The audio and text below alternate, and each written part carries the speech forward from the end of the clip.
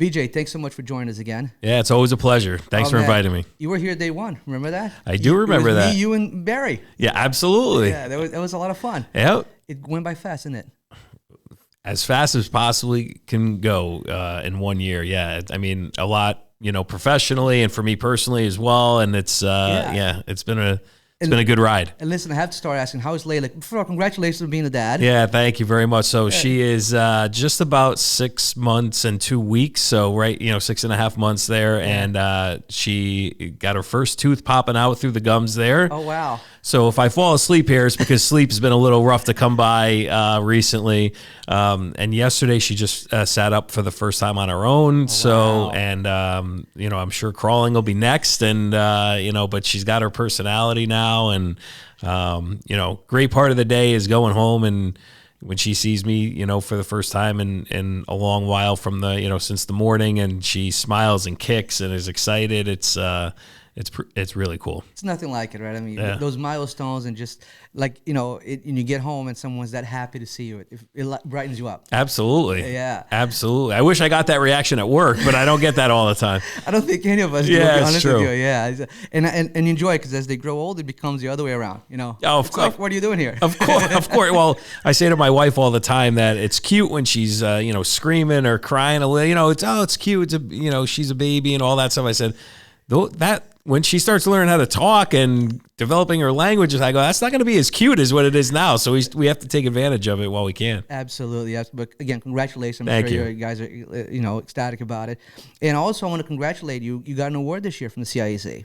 That was amazing. Yeah, with the basketball. Yeah. That was really cool. Yeah, back in March. Yeah, it was, listen, it was for like hosting a lot of the games over the years, neutral site when I was at, some other, my other stops before coming down to Staples. And it's nice to be recognized. It's a great honor, but it really, is about everybody else. You need an army of people to pull off events, and I understand that somebody's got to get the nice plaque that you put up on the wall, but I accepted it in honor of all the people that work hard, and we do it for the kids. Every one of us that's working in athletics, high school athletics, it's all about the kids and providing the best experience possible. So if we could help in some small way, it's worth it. And it does. It definitely shows that you do it for the kids because, I did spend, I've been in the program with kids for a while, but your presence at ball games and every event, it's a different change. Has that always been your philosophy to be that present around the kids and the coaches and things like that? Absolutely. First of all, not that I don't like all aspects of the job, but the best part of the job is going out and watching the kids and the coaches compete and practice and games. And, that's the real fun part. You get to see, kind of all the work that the kids put in pay off in the contests. But yeah, it's essential for me to establish any credibility or to have any credibility. In addition to me loving that part of it, you have to be present and you have to, see the nuts and bolts of what's going on every day and be there to support when things go well and when things don't go well. And I think it's essential for people to see that. So it's a necessary part of the job, but it's the part of the job that I love the most. Yeah, and it was your first full year because you started back but what a year we had. Great year. You talk about a football championship, a field hockey championship. The success the basketball team had in the FCAC and all the things like that. But how, if you had to go back and just talk about how this season was for you, that first full season, expand a little bit on that and talk to us how it was and the most, exciting aspects of it for you. Yeah, so I'll go back to when I first got down here in March of 2023 and just rewind a little bit. And I think it was really invaluable for me to have, those 3 or 4 months under my belt. So, it would have been fine if I came in July, like a lot of, the school hires get done that way. But me being able to experience a season, I think was invaluable to see like, all right, what's working, what's not working, what should we accentuate, what should we change and all that stuff. Then last year, just, kind of able to hit the ground running. But at the same time, it was my first fall and first winter. Yeah. So kind of the same thing I was doing in the spring. I was, evaluating and looking and watching and figuring out what works and what doesn't work. But the success that our teams had, obviously we had 3 state championships. We had field hockey, football. We had rugby in the spring. But all of our teams had some varying levels of success. And like I always say, our 39 sports, not all 39 are going to be able to win championships, but the stuff that we have in place, the process and the procedure and all that stuff, the infrastructure we have in place behind the scenes should be good enough to allow our teams to be successful. So last year, in addition to watching the kids and having the success on the field, being able to build some of that stuff behind the scenes, I think was successful as well. And hopefully we just continue to build on that as we go forward starting this year. So in your mind, what was the biggest thing that and again, it's always in the background. I say it a lot because you and I spend a lot of time in the field together. Yeah. But, for the audience and the people that are not at all the events, in your point, what was the biggest, I guess, change or thing you did or as changed the school last year from what you've seen before? Yeah, I don't think it's me. I mean, I know, as the athletic director, I'm the one that's kind of front and center, but I think with Michelle, who's the athletic department assistant, and all of the coaches, I think we put a lot of things in behind the scenes that just allows us to operate more efficiently and allows the coaches more time to work with their kids rather than worrying about the administrative part of it. So whether that be, moving stuff from a paper format to Google, whether, as far as like a bus schedule, a practice schedule, I think anything that we could do to increase the technology use, again, allows us to be more efficient. And when you're more efficient, like I said, it allows just the coaches to spend the largest amount of time that they possibly can with our kids, which is, obviously beneficial to them. Yeah, it's the goal, right? So the more time they can practice, the better off they are and things like that. And did you, last year, and it's tough to ask this, but any event in your mind stood out last year? Wow, is there any one event? I don't want to offend anybody. Yeah, if I say one, then 38, we have 38 other sports. But, anytime that our team, and we talked about the 3 state championships, and we had other teams, go to the state championship game or semifinals, and every one of them's unique in its own way. But, obviously when you think of the 3 championship teams and, I'll mention field hockey first. We lost to Darien twice. We lost to them in overtime in the regular season.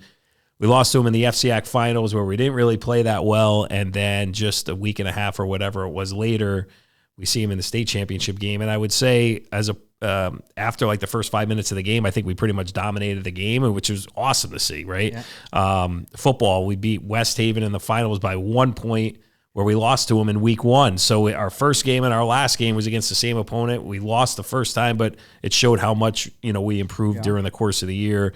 And then boys rugby just had a tremendous season and, had maybe a slow start in the championship game. I think we were tied or it was really close, as we were getting toward the end of the first half, but then to dominate the second half the way that we did, it's just great to see. And again, all of our teams had some varying levels of success. We've had new head coaches come in, student athlete, individual awards and stuff like that.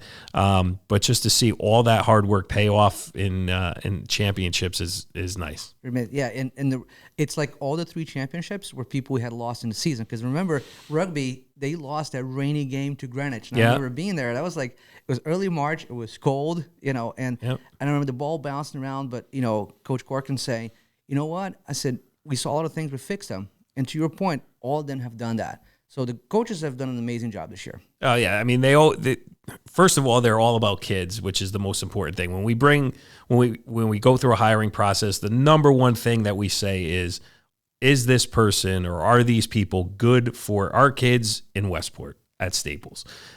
It's not X's and O's, strategy, experience. Like we assume that there's a level of expertise that you're going to come in, and we ask questions about that.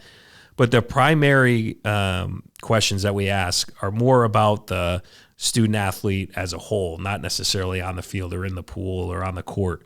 And all of our coaches do a tremendous job of that, and that we accentuate that. And they, I don't even want to say buy into it. They know that that's the number one thing, and it's the the overall kid, it's the academics, it's the mental health, it's all that goes into it, and that's when you have the success on the field when all of that stuff is in line, heading out there.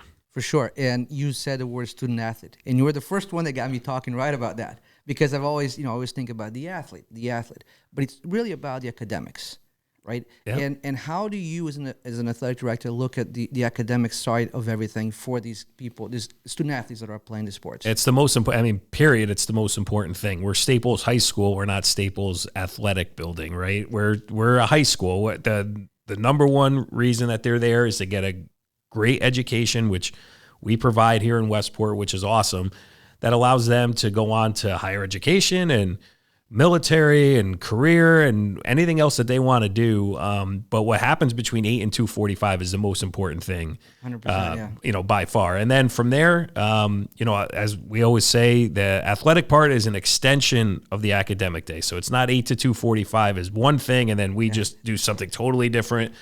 We're an extension. Everything that we do is, has an effect, positive or negative, on what goes on 8 to 2:45, and we want to be as positive as possible and supportive as possible. And again, it's just it's an extension of the school day. It really is, and it shows in the field because I think that it's tough to ask this because I know you're going to downplay your role on these games, right? But I do feel like when you show up, the kids kind of first acknowledge that you're there. I mean, I think there's a big thing about that. And it shows support no matter, like you said, you can go to a team that's win the state championship or a team that's rebuilding. We went through that this year. I mean, I think that the girls' tennis is the best example of it. Nobody expected them to be there, right? But I remember us being at those meets together, right? And that interaction, how important is it to you to kind of know the student athletes day-to-day while they're a craft? Yeah, I would say, well, number one, the best thing I do is just get the heck out of the way and let everybody do their thing. So, but the relationship with the kids is it's the most important thing. And I would say when I got to Staples, coming from a school with about 800 kids to a school with over 1,600 kids, it's probably the thing that I need to focus on the most as we go forward, because there was a lot, when I was at Jonathan Law, we had, about 500 kids played sports, and I knew most of them personally, as far as, walking the hall, we know their name. It's a lot harder to do that at a school where there's 1,000 athletes, right? You're doubling the number of teams, number of kids, student athletes that are playing. So that's a focus for me, whether it's, having the conversations on the sidelines when I'm at the games or at practices as I'm walking through, or spending more time in the lunchroom where we could have kind of, those quick 30-second conversations. I think all of that is important. Relationships, the most important thing, whether it be myself to a student athlete, coach to a student athlete, myself to coaches or parents. That communication and the relationships are that's what it's about. Coaches ever get nervous when they see you walking on the field? I hope not. I'm not very intimidating, I'm not, I'm barely 5'8", I think. And, so I don't think I give it off an intimidating presence. Hopefully they would say that it's a supportive presence, not an intimidating one. Totally agree.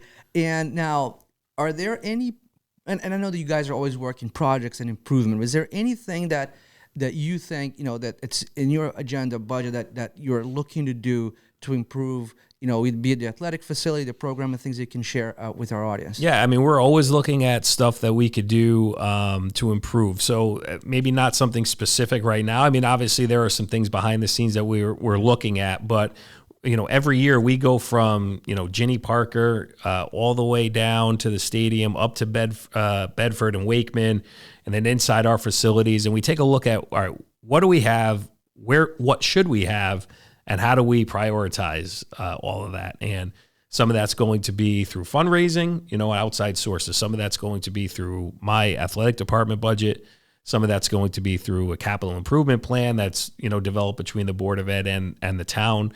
So all of those different resources are available to us. And there's always little things that pop up too. So like, we might have a plan that, like, we just purchased or in the process of getting the new swim scoreboard, which is that's needed, which is necessary. But with that, there's a big 20-week between order and delivery, and there's electrical work. So there's little things that'll pop up along the way that maybe you didn't plan for, or maybe there was a project that was number 2 on the list, but has to now be number 5 because there's back-ordered items or whatever. So, but we take a look at all of it. We try to upgrade as best we can. We're taking a look at the girls' locker room right now, and seeing what we could do with the space that we have down there. And, we're kind of at the level that we're just, exploring what different options are. But, an upgrade there is probably something that's overdue, and we're taking a look at it. So that's just, one concrete example of something that we're looking at. Okay, so I got to ask you this because I do get asked this quite a bit from the people around the soccer program. Is there any plan to get Loeffler Field back up and running at some point? Yeah, I think that space right now is probably underutilized in the fall, and obviously in the spring it becomes the baseball outfield. Yeah. But that's one of the things when I say we go from Ginny Parker up to Wakeman and back down. Certainly something that we're taking a look at, because that's obviously a historic field. With a historic name attached to it. And, the goal obviously would be to bring soccer back down to that area. Yeah. And it's interesting because people they ask me, why don't you turf it? Well, you can't, because you have the baseball outfield there. That becomes a big challenge for you because you're managing two fields within one. Yeah. So, I mean, we could look at, there's a few different ways that we could go with it. We could look at, keeping it grass, and how do we get that to where, again, it's a good problem to have, but it's the wear and tear that it gets. I mean, it's in use from 2:45 until dark every day in the fall, spring, and summer, and probably some in the winter too. So, there's only so much that the grass could hold up there. Yeah. If you looked at turf, how do you go about it? How do you fund it? Does it become part of the baseball field? If you do that, what are we doing with softball? There's 1,000 different things that you think of, but that doesn't mean that progress can't be done. So, again, it's on the radar. We're certainly looking at it. Yeah. I feel like it's an intimidating place to play. Like, cause I remember, I didn't go to high school at Staples, but I went at Stanford, and I remember coming here to play soccer, and that hill was very intimidating. Yeah. Right? It'd come up, wow, they got a hill, they got people on the stands. It felt like a big deal, No doubt. And it's interesting. So I do get it a lot, so I appreciate you being so open with that. Yeah, and that hill is intimidating for me when I have to walk up it after walking through some practices too. So it could be intimidating physically as well. Oh, no doubt. So looking ahead to this year, What is your goal for the athletic department? I know it's usually the same, but anything specific, as far as teams goals, student athletes, and things like that you want to put out there? Yeah, we want to increase. We started the leadership council last year, and I think like with any new project, you have an idea of what it's going to be, and then it ends up turning into something else along the way, and like to continue to develop that. Work with maybe some elementary school with the elementary school kids, and some our elementary schools have leadership groups as well, and bringing some kids from the high school down to work with our elementary kids is one of the things that we've talked to some of the principals about. Really having it be student driven, the leadership council. So like last year, instead of a November meeting where we would have a speaker come in or work in groups, the recommendation was for those that wanted to be certified in first aid, CPR, and AED to have a training for the leadership council. Well, what better way to show leadership than being certified to help others, right? Just continue to develop that. And I think as we continue to develop that leadership council, the benefits of that will go down to our teams. And like I said, working with elementary and potential middle school kids as well. And then obviously just, K through 12, having that continuum and having that positive experience, and getting kids really excited to attend Staples, whether they play sports or not. Just having them be excited. So that's I think one of the big things again is just developing that leadership council and working with the younger kids more. And you talked about leadership council meeting. I remember attending the meeting that you had with I think it was a college recruiting coach. Wayne Mazzoni. Wayne Mazzoni, right. So I want to touch on that because, especially we just saw some announcements coming out. We have a tremendous amount of student athletes that go from here to play in the next level. We are very gifted. Like I just look, you mentioned field hockey team. I think like the entire spine of that team in the middle, they're all playing Division I next year. Yeah. Right. I mean, it's just a tremendous amount. So how are you looking to it? And the reason I'm bringing that up is because to me, that was one of the best speeches I've thinking about college sports, right? Playing next level. It amazed me that when they go to school, it's 80% in the field, 20% in the classroom. Yeah. Right. I mean, he mentioned that. That to me was like, I never heard that before. Yeah. How are you planning to support some of that, and any plans to have, him or another thing that coming up again this year? Yeah, I think the more information we can get out about, I think there's this impression about what college sports is. And, Division I is a little different than Division II, is a little different than Division III.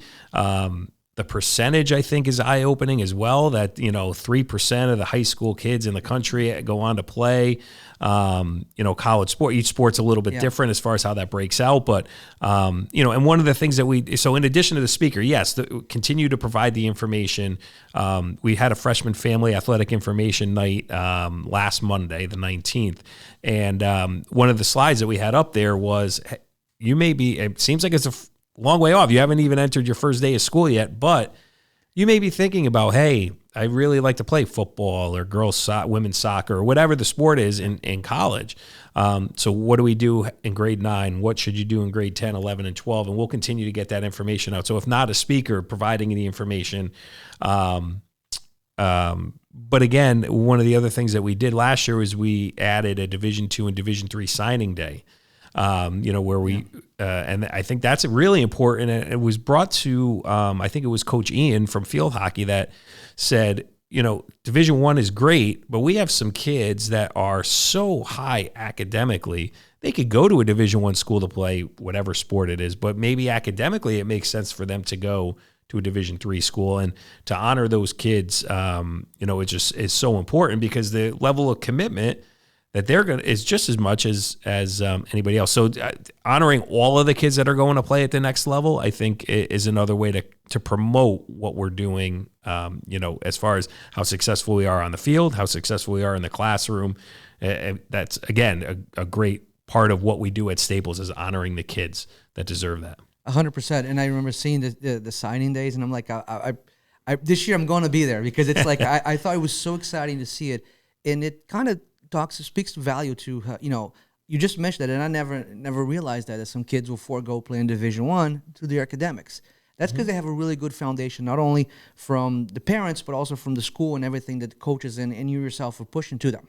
Yeah, I think that's, again, the communication piece is key. And I think, getting the coaches or myself or the other administrators and teachers, counselors, I think we're all on the same page, as we just want what's best for the kid. And obviously the parents want the same thing, and, working together to get wherever the best spot for the student athlete is. That's ultimately what we all want. And hopefully we do a good job of that. Yeah. And I think you guys are doing a terrific job, because as I walk around these fields and, when you cover these sports, you just see that, a lot of happy faces, right? I mean, and people are enjoying what they're doing.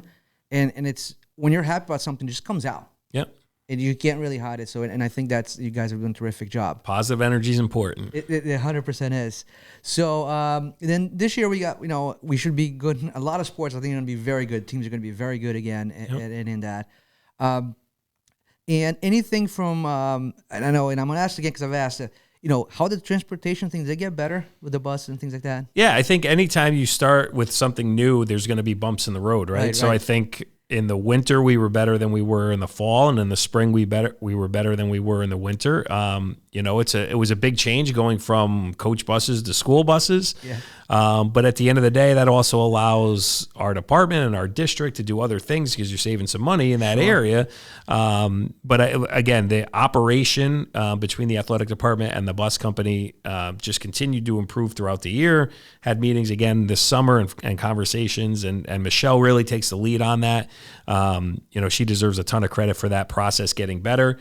It's never going to be perfect, but it's where we are right now compared to where we were a year ago. And again, it's Michelle and the bus company; they deserve the credit on that. Yeah, and just the fact that everybody's getting to everywhere on time. That's important. I mean, we need 5 buses, and 5 buses show up. It's a good day. It's a good day for everyone. Yeah. And evaluate then, this year and a half here, as you talk about, the state of Rutgers athletics as a whole. Yep. In your mind, where we were, where we are, and where we're going. Yeah, I mean, I think it's great. I mean, we have successful programs. It starts at the youth level, and it starts with the support of families and the town. And, as they grow up, they're playing competitive, solid sports with great coaching. So when they get to Staples, they have a solid foundation. Yeah. And then, our coaches kind of take it to the next level and have the success, at high school. So we're going to continue to be successful. We have successful families, and like I said, the youth sports help us out And we just need to continue to build on that. So whether it's, if we have a vacancy, bringing in the right people to lead our programs, for those that are here long term, like, I know you had Barry on, he's been here for a while and has a ton of success, and just continue to, my job is to give them the support, the coaches, the support that they need to lead their programs. And we just got to keep building on that. And every year it changes a little bit. There'll be challenges along the way and bumps in the road, and we figure those out. But, that's kind of where it is. It's just, providing the support for the coaches so they could, have an excellent experience for the kids. And how do you, as, at the end of the day, you are the boss of the coaches. So how do you evaluate the job they're doing on day to day? Yeah, so we talked about it a little bit before. I try to be present at not only games, but practices as well. Have daily communication with most, if not all. And if it's not daily, it's every other day or whatever, that, we're talking things through. If there's something I see that is great, let them know. If there's something that I see I have questions on. And the same thing for them. Like I always say, if we roll something out and people think it's not going to work, I want to know about it. So it's, again, I don't want to be a broken record, but it's the communication piece. Having that dialogue. I always say at the end of the year, if there's something in a coach's evaluation that surprises them, then I didn't do my job. Because as things pop up, we need to have those conversations. So if something happens next week, I'm not going to wait until November to do a coach's evaluation and say, hey, by the way, in September, that doesn't do anything for anybody. So as things pop up that need correcting, and I always say I make mistakes every day. So we're gonna make mistakes, and we need to correct things, but we're gonna have those conversations right away. And then the evaluation piece is, listen, how did the season go? What were the goals at the beginning? How did it go? Where can we build going forward? I enjoy those end of season conversations because I think it puts a close on the season that just happened, but it kicks off the season, or that's going to come up the following year. But it starts at that point, and starts, again, whether it be, coaches take professional development classes or get better in a certain area or continue to build in an area that's really good. All of that is only going to help the program as we go forward. And this year you have some new coaches coming in. Girls basketball, yep. Sparks, and is he the only one? Because kind of the one, or is it? Yeah, we have a sailing opening right now. Okay. So we're in the process of hopefully finalizing that. I didn't know about the sailing team. Yeah. So, but Coach Sparks, hit it out of the park during the interview process, and we're looking forward to him, joining and getting the program started in the winter. Yeah, I'm excited to meet him too. I think that, it's a team that you and I were both around last year. They were a young team growing up, but they did lose their top scorer, so he's got his gut out. Yeah, that's okay. It's that's a part of high school sports. A lot of times your better players are seniors and they graduate, or sometimes people transfer or whatever. But again, that's part of sports. That's part of high school. You only get them for 4 years. So that's part of it. And you just, no excuses. You just, continue to move forward, and 100%. You take the student athletes that are with you, and you try to do the best job you can for them. And hopefully the results come from that. Yeah. And, and I've, been around these coaches, for a year, most part of the year. And my point of it, I want to see if you kind of do the same. Sometimes they're doing their best job and the results are not coming because they're working so much behind the scenes and stuff that you see. Is that your point of view? Anything you can share that, that you kind of see day to day that maybe a parent won't see? Because you're in practice a lot, you see all that. Talk about how those coaches work with those kids and how the job they're doing day to day when sometimes the results are not coming. Sure. Sometimes there are teams that have a great year record-wise, right, and go to the state semifinals or FCAC championship. And that's not the best coaching job that the coach has ever done. There are sometimes a team could go 6-14, and that's the best coaching job. That 6 wins, that could have been a 2-win team, but you got 6 at, So it's that the results of what we look at, right? It's what's in the paper, that's what's online. But at the end of the day, it's the process. Let's use football as an example. They play 1 game a week. But there's 6 days of work that goes into that 1 game. So it's that what goes on a daily basis, and speaking to your the question on evaluations, there's never an I've never done an evaluation where somebody's evaluated on their record. It's about the process. That's what's important. Again, are you good for kids, and is the process that we have in place have a chance to lead us to success. And that's what the evaluation's on. It's not the end result. It's the process to get there. Right. And I've said I like to say it a lot. So sometimes you don't strive to be successful, but you strive to be of value. And I think the value that our programs bring to these kids' lives are beyond just the results. Yeah, no doubt about it. I mean, it's sometimes when the seniors talk about their experience, it's not necessarily holding up the trophy at the end of the year. It's the pasta dinner that they have that's what they'll remember when they're 45 years old, and those little experiences along the way are what's important. What's important for sure. Vijay, and then as you look, at the new hires and them coming in, aside from them and the returning coaches, is your idea to kind of keep those coaches around? And here's where I'm going with that question, so I'm going to rephrase it. Barry mentioned to me that the change that happens within the squad is something that helps you and helps them as coaches keep things interesting because they're always going to innovating and things like that. Do you guys do any specific training with the coaches to kind of improve that of it, or are they doing that on their own? Yeah, so I think a little bit of both. I think coaches will go and take some professional development, go to clinics on their specific sport, learn maybe some new strategies and stuff like that. We also offer professional development opportunities for our coaches. The state has professional development classes. The ADs get taught a new one every March.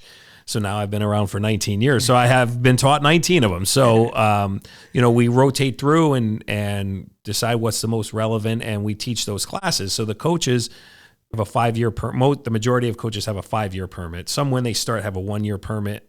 But then once you take the coaching class through the state of Connecticut, you get a 5-year permit. But over the course of those 5 years, you're required to take some professional development classes. So we offer them for free.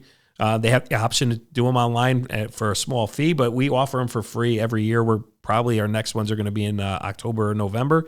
And it's just some of the best strategies and best practices to try to improve, make coaches aware of what's going on. Some of our coaches are teachers, but the majority are not.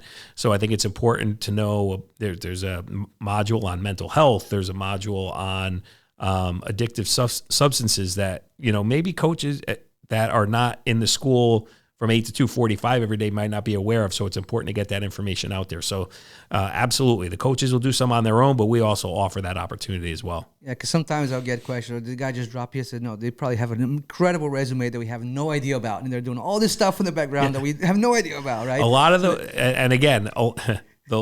everybody comes to the games, right? That's the end product, but there's a lot that goes on in the kitchen before you get to that. 100%. Vijay, it's so great to have you here again. Thank you so much for answering all the questions. I know a lot of it, I get it. Before you go, I do want to do some other stuff with you, some personal stuff, so we can get to go know you a little bit more, as always. Yeah, let's do it. What's your favorite smell?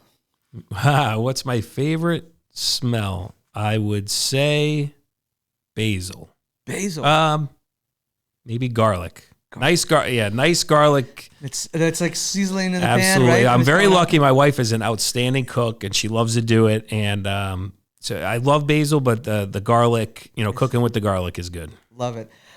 What's your all-time favorite family vacation spot? So we've been going to the same town in upstate New York since my father started going when he was like 5. And now we started going when we were kids, when we were about 5, and now we're still going to this one. There's a few different resorts in this town in the Catskills.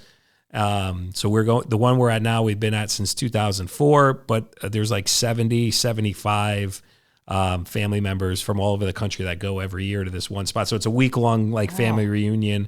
This other family utilizes it the same way. They've been going for almost as long as my father has been, which is almost 70 years.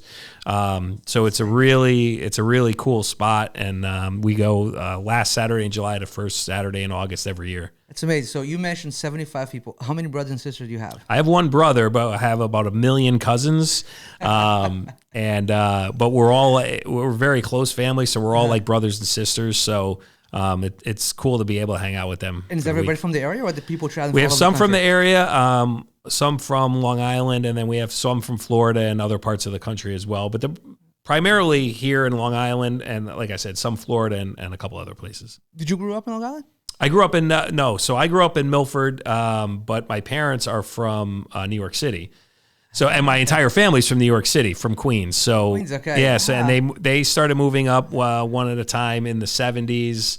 And then, so some of my cousins were born in New York and then moved up, but the majority of like the group that's here now were like first generation Connecticut. That's insane. That's great. That's great. So what's your, and I know you don't reside in Westport, but what's your favorite Westport restaurant? Do you have one? So the one I've probably been to the most is Little Barn. Yeah, it's me too. That's the one That's the one I've been to the most. So that's what I'll go with. It's great. What's your go-to food there? Do you have? You know what? There's this bowl. I'm gonna forget the name of it, but it's a Buddha bowl. Yeah, one of those type. It's my go-to when I go there. But some of their apps are good too. I know they have like the big pretzel. I think Yeah. So we take advantage of the big pretzel sometimes. We get the pretzel. My favorite one's the Reuben Rachel. They have a pastrami sandwich. It's amazing. All right, it's good to know because I'm a big Reuben person. They call it. It's like now it's something else. You just call it the Reuben and Rachel because it's like a pastrami. So, and then they put everything around it. So try it next time, or they're gonna love All right, that. I will. Okay, so what's one guilty pleasure song on your playlist? Wow.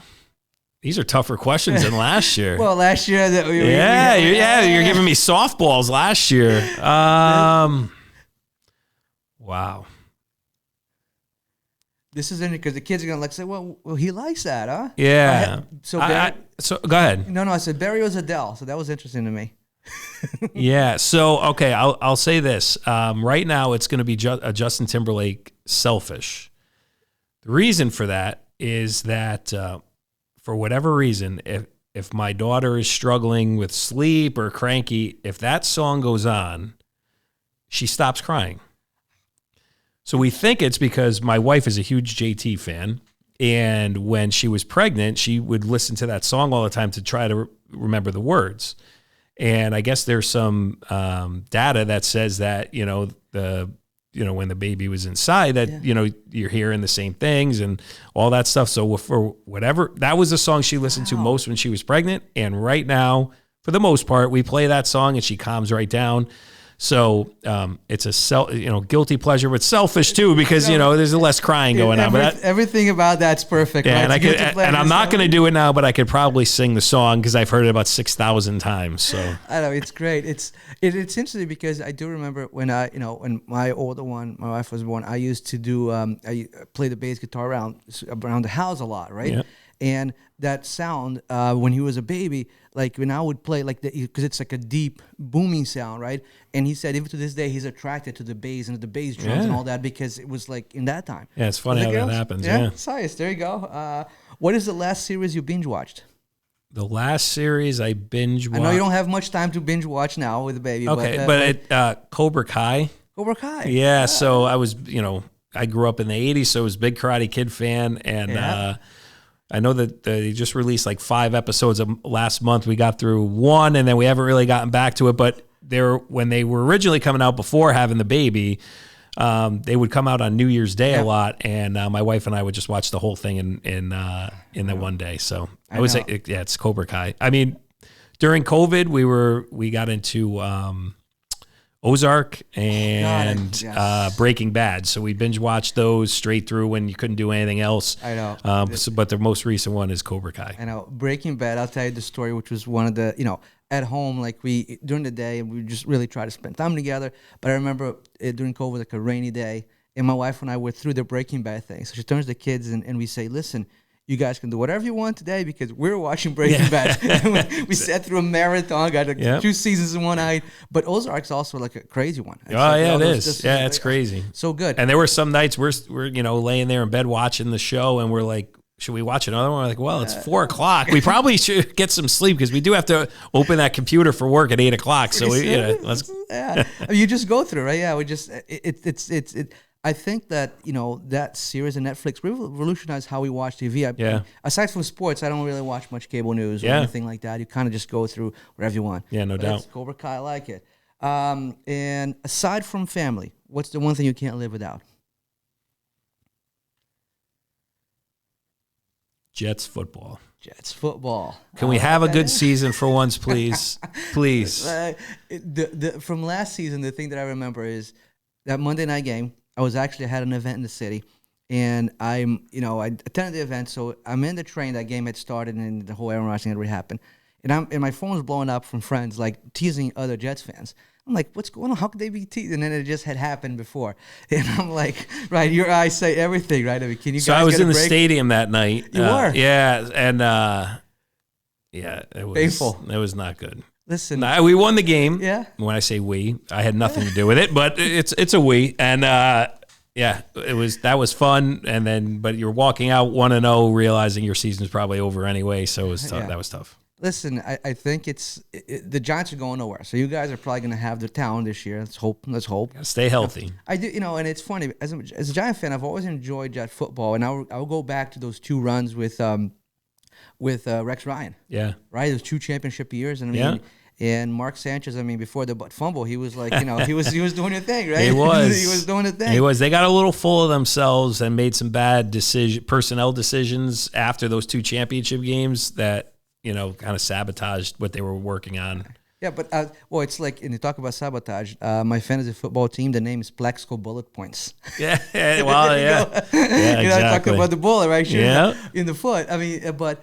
I hope the Jets have a good year. As I said, Yeah. we'll enjoy it. Like I said, I enjoyed those 2 runs, and I think that the Jets, in my mind, when they have like kind of an edgy coach and an attitude about them, they tend to do well. So I think Salah's like that. Yeah. I think it should be all right. Well, we're Fingers just keeping our crossed, right? fingers crossed. All right. So what do you enjoy to do most in your free time when you're not being an athletic director? Yeah. So I would say, I'll go with the one that everybody probably says, but it's true. Just hanging out with friends and family, and whether it be at the in a pool, on the deck, going out to restaurants or whatever. I think it's that's just a lot of fun to do that. On the personal side, golf. I like to golf on Sunday mornings, and don't get as much time to do that now with Layla around, and that's okay. I'll gladly trade the golf clubs for spending time with her. But I do enjoy getting out there and hitting the ball a little bit. Right, so do I. So what handicap do you play to? Right now, I think I am at a 12-8. That's pretty good. I think That's I'm really at good for 12, somebody who 8. doesn't play normally. That's great. Yeah, I think I'm gonna be in the mid 80s. Is if I have a really good round, I'll be low 80s. Every once in a while, I'll throw a 7 in there, but not often. And then bad round is, high 80s, low 90s. But I'm usually right in that 85 area. Yeah, I'm usually in the 95 area. Yeah, 110. that's all right. I'll tell you an interesting story. So we were playing one time in Longshore, and I shoot the best round of my life at an 86. I'm happy by myself and all that.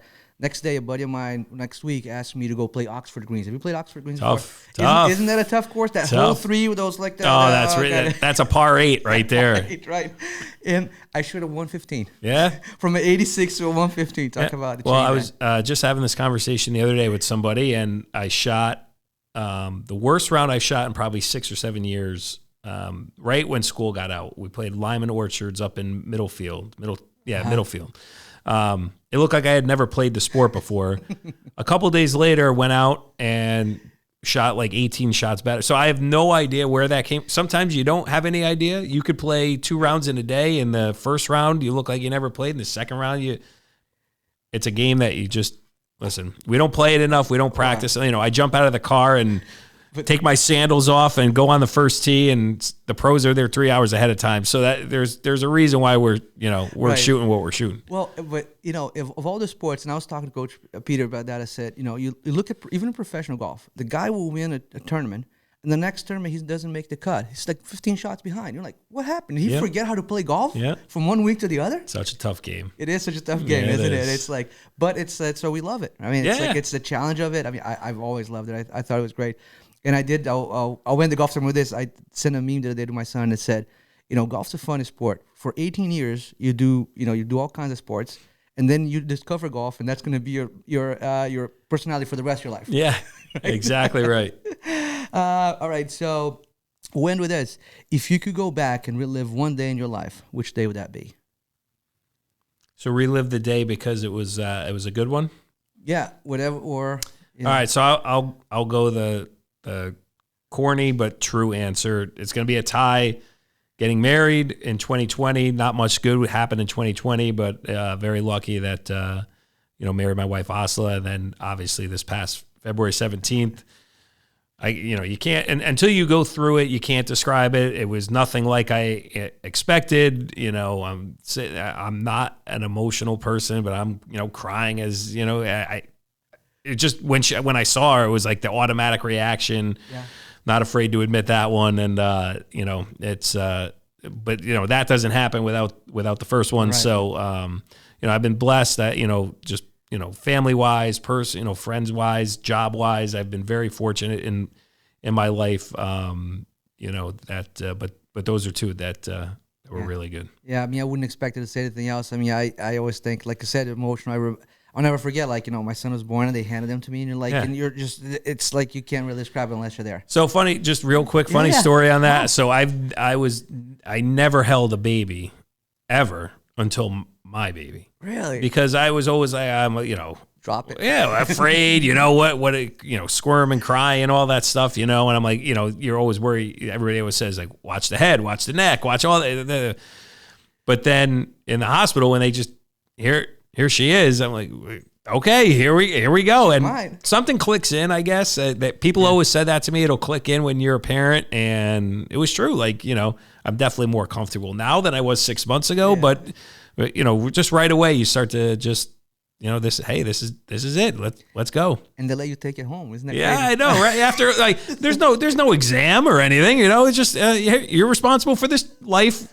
Have fun. Thank you. Yeah, I remember my wife and I driving home, from my first son. She goes, I said, yeah, it's the three of us right now until the next one. Yeah, we don't have a teacher coming to help us or anything like that. Figure it out. Figure it out. Yeah. And I think that's it's like, I remember one time when kids were young and I'm sitting in a restaurant with my dad, my parents, and then my dad hands a knife to my son, who's 3 at the time, or 4, and I take the knife away. And he turns to me and says, there's nothing cooler than watching your son be a parent. Because he doesn't realize we've been through this. He's okay with this knife, but you won't let him do it. Yeah. You know what I mean? So that's it is. I mean, that stuff just goes through you and you just become what it is, but there's nothing more rewarding than it. Yep. There's nothing better. Nothing better. Vijay, thank you so much for a few minutes again. I really appreciate it, right? And I know I'll see you around the fields a lot this year. No doubt. Regular season starts next week, so I know I'll see you there. Let's do it. Go Wreckers. All right, go Wreckers.